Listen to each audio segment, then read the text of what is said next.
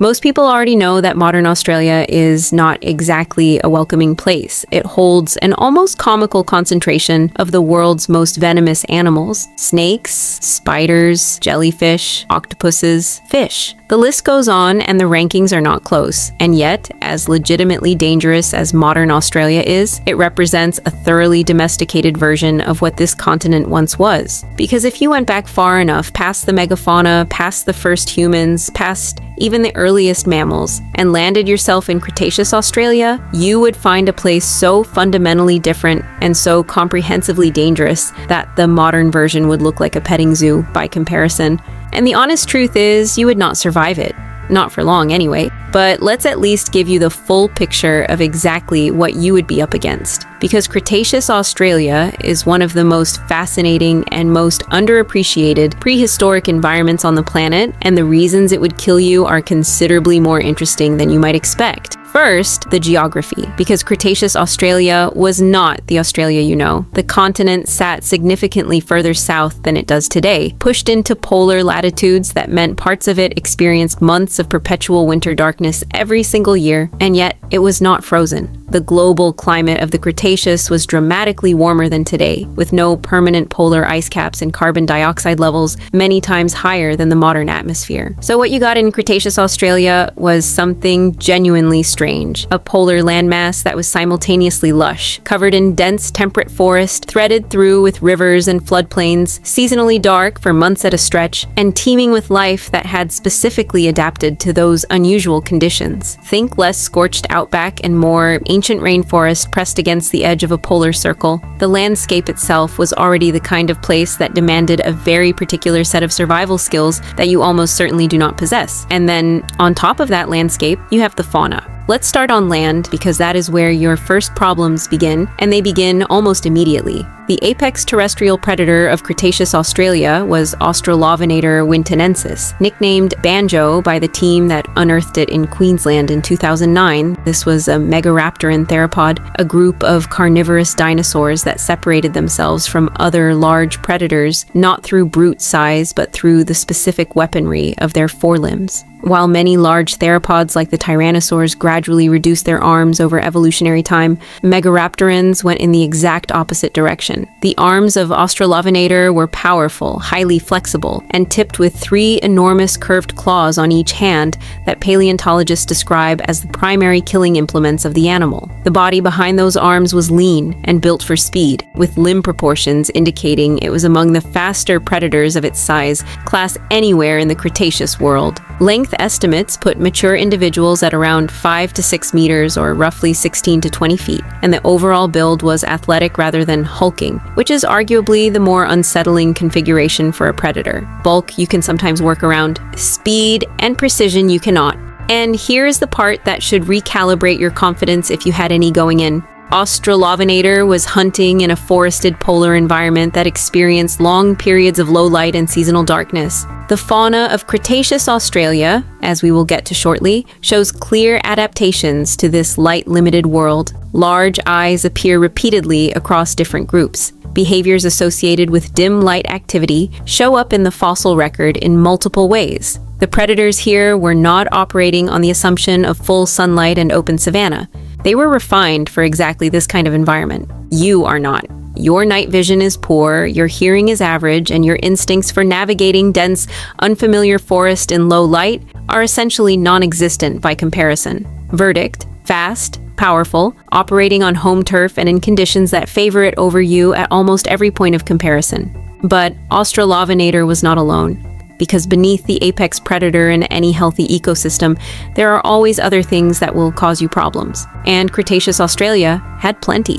Among the most intriguing of the supporting cast were the Hypsilophodontids, small to medium ornithopod dinosaurs that lived in Cretaceous Victoria when that region sat well within the Antarctic Circle. These were prey animals, not hunters, and they are not what is going to kill you directly. But they matter because of what their existence tells you about the ecosystem. Fossils of these animals, found in the Dinosaur Cove site along Victoria's southern coast, show features consistent with living in polar darkness for extended periods. Large eye sockets, lightweight agile builds, evidence of year-round residency rather than migration. These were animals that made the polar darkness work for them. And that in turn tells you that the predators sharing their environment had also made the polar darkness work for them. You would be the only organism in that entire ecosystem that hadn't, and ecosystems do not grant exemptions. Now let's talk about the sky, because the aerial situation in Cretaceous Australia adds another layer to an already complicated picture. Pterosaurs were present across the Cretaceous world, and Australia was no exception. Fragmentary remains have confirmed their presence in the region, and while our knowledge of specifically Australian Cretaceous pterosaurs is still developing, the broader global context tells you what kind of animals these were. By the late Cretaceous, pterosaurs had reached some of the largest wingspans of any flying animal in Earth's history. The largest known, Quetzalcoatlus, had a wingspan estimated at around 10 to 11 meters, comparable to a small aircraft. And while we cannot yet confirm whether the largest forms reached Australian skies specifically, confirmed pterosaur material from the continent indicates animals of significant size were present. The practical implication for you is simple. The sky over Cretaceous Australia was not empty and it was not safe.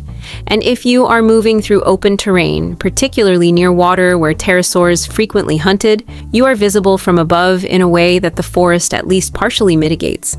Verdict: stay under canopy where possible. Not that the canopy comes without its own complications. But the land and the sky, as dangerous as they are not where your odds collapse most completely. That happens at the water's edge. Because during the Cretaceous, a shallow inland sea called the Eromanga Sea covered a massive portion of what is now the Australian interior. At its peak extent, this sea split the continent, stretching from the Gulf of Carpentaria in the north down through Queensland, New South Wales, and into South Australia. And this body of water was not empty. It was one of the most biologically productive and predator-dense marine environments of the entire Cretaceous period. And the dominant predators in it were animals that have no real equivalent in the modern world.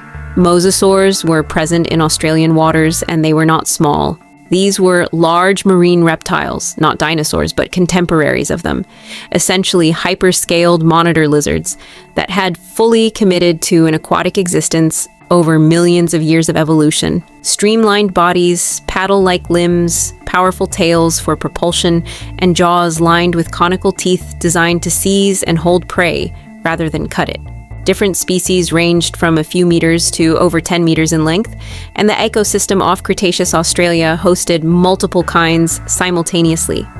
The practical reality of this for you is that any significant body of water in Cretaceous Australia is an immediate and serious threat, and given that the Eromanga Sea covered the interior of the continent, the notion of cutting inland to avoid coastal dangers is largely not available to you. The water follows you. Verdict: approach any water source with the understanding that something very large may already be aware of you.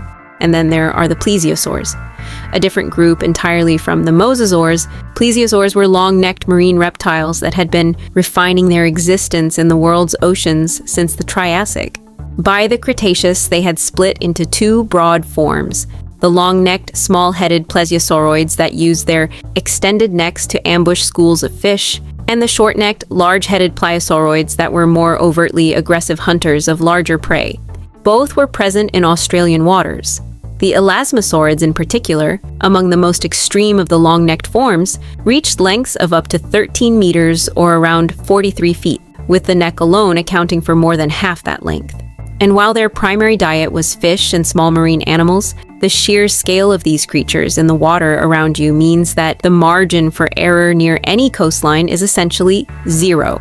The fish, meanwhile, deserve their own mention, because the Cretaceous seas of Australia were also home to Cretoxyrhina, a large shark sometimes called the Ginsu shark for the efficiency of its serrated teeth.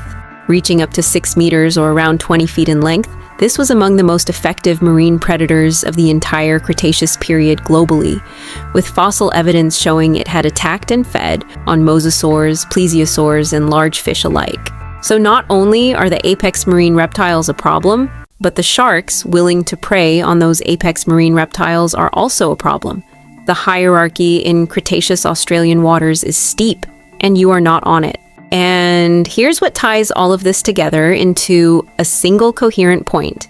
Every single animal described here, the predatory theropods, the pterosaurs overhead, the mosasaurs in the inland sea, the plesiosaurs along the coast, the sharks beneath them, was operating within an environment it had been shaped by over millions of years of continuous evolutionary pressure.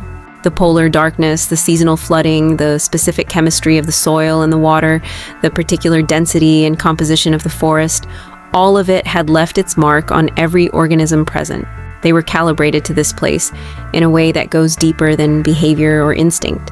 It is written into their bones and their senses and their timing. You would arrive with none of that calibration. No evolutionary history in this landscape, no instincts tuned to its rhythms, no biological adaptations to its light cycles, its predators, its terrain, or its water. You would be, in the most literal sense, a foreign body in an ecosystem that had no place for you and no particular reason to be gentle about making that clear. Modern Australia will hurt you if you are careless. Cretaceous Australia would not have required carelessness. It would have simply required your presence.